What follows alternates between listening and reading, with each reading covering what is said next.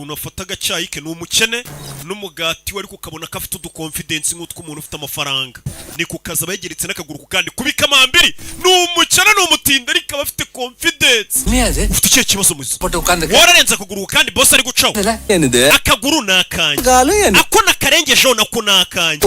boss nigeze murenza akaguru ese boss arashaka ko mukorera akazi cyangwa arashaka ko muha icyubahiro ni icyo nshaka wo muri ibyo bibiri wewe ukwiye guhindura imyitwarire yawe nimba ushaka gukora hano nimba boss ansaba guhindura imico yanjye yaramenye nkuze aho guhindura imico ndahindura boss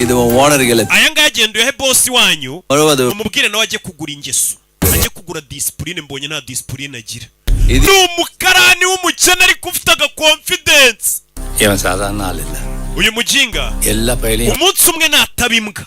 ni ibintu ni bibiri umuntu utubaha abakire gutya umunsi umwe azayobora isi natayobora isi azaba imbwa rubebe yirukanka ku gasozi niyo magambo umusaza hano yavuze